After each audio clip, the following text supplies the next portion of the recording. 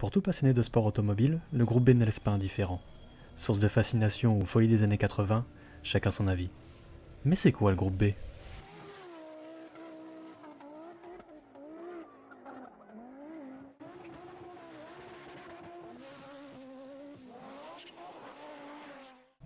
Le groupe B fait partie de la nouvelle classification de la FIA concernant les catégories en rallye.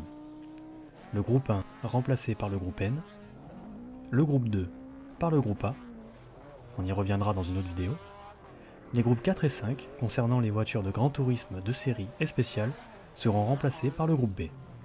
Les changements de catégorie seront annoncés aux constructeurs en 1978, qui auront donc 5 ans pour développer des autos entrant dans la catégorie. Le groupe B représentait donc une opportunité rentable de s'afficher sur la scène internationale via le WRC, de par les règles qui le régissaient. À condition d'en avoir produit au moins 200 exemplaires sur un an homologués pour la route, le constructeur pouvait engager jusqu'à 20 voitures par an, réservées à la compétition. Ce nombre a été réduit à 10 en 1986. Les constructeurs pouvaient donc sortir des séries limitées à 200 exemplaires routiers, comme la 205 T16 série 200 ou la Ford RS 200.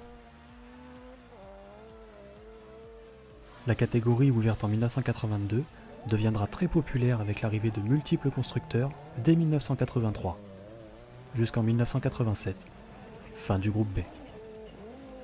Les accidents mortels impliquant parfois le public toujours plus nombreux à se masser sur le bord des spéciales ont eu raison de la course à la puissance engagée par les constructeurs, qui quittèrent un par un la catégorie, frappés par l'interdiction de voitures jugées trop puissantes.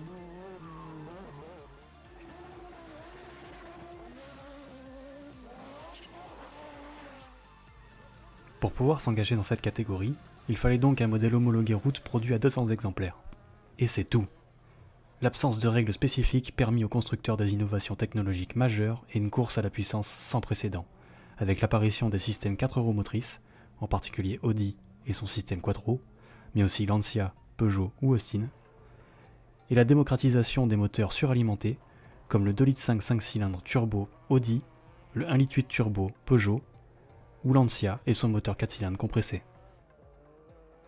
Nouvelle technologie, nouveaux moteurs, nouveaux comportements, faisant de ces voitures des défis permanents pour les pilotes qui les menaient. Vitesse extrêmement élevée sur des terrains difficiles comme le gravier ou la neige, capable d'accélération digne de supercars modernes sur ces mêmes terrains instables, le comportement on-off des nouveaux moteurs turbo n'aidait pas du tout les pilotes dans leur pilotage. La latence provoquée par ces gros turbos nécessitait un régime moteur élevé, sans quoi le pilote perdait toute sa puissance, et donc du temps. Ce qui démocratisait un style de conduite extrêmement spectaculaire, basé sur l'attaque permanente, de la glisse et des techniques de pilotage particulières.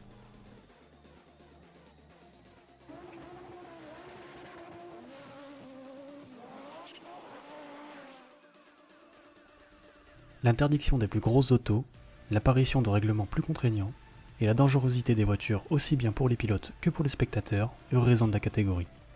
Ce qui permit à son petit frère, le groupe A, de récupérer toute l'attention des constructeurs, et donc de leur budget, pour donner le WRC comme on le connaît actuellement. Voiture à la pointe de la technologie, pilote surentraîné et sévèrement burné, style de conduite tout en glisse contrôlée et attaque permanente.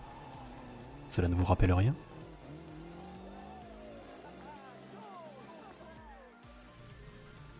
Les pilotes qui se sont illustrés dans cette catégorie se sont bien souvent reconvertis dans d'autres domaines. Harry Vatanen par exemple, vainqueur des rallyes des 1000 lacs et de San Remo 1984, ou encore du Monte-Carlo 1985 au volant de sa 205 T16, s'est aussi offert les Dakar 89, 90 et 91 au volant d'une 405 Turbo 16 Grand Raid, ou encore un record sur la célèbre montée de Pikes Peak au volant d'une autre 405 T16 préparée pour l'occasion. La puissance démesurée des autos ont permis une reconversion tout en brutalité, que ce soit en rallye raid, en course de côte ou en rallycross. Vitrine technologique de l'époque, démocratisation du WRC. La catégorie reine des rallyes et l'engouement qu'elle a provoqué perdurent dans les cœurs des fans de l'époque, parfois loin d'être nés à cette période. Je vous laisse sur quelques images et sons de l'époque, en attendant la prochaine vidéo.